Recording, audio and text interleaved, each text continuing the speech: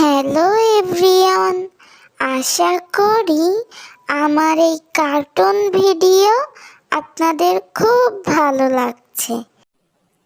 এমন আরো ভিডিও পেতে চ্যানেলটি সাবস্ক্রাইব করুন, পাশে থাকা বেল আইকনটি প্রেস করতে ভুলবেন না কিন্তু।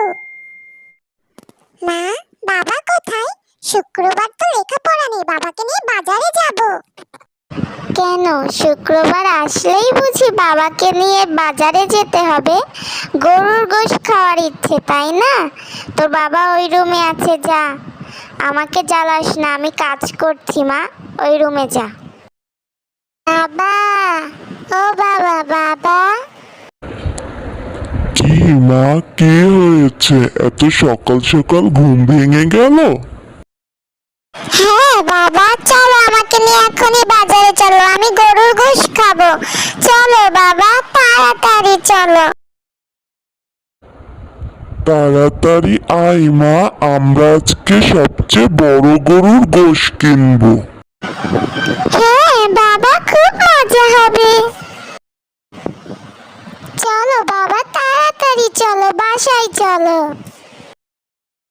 মিতুর মা, আজ গরুর গোশতটা খুব ভালোভাবে রান্না করবা, তোমার মেয়ে খাবে।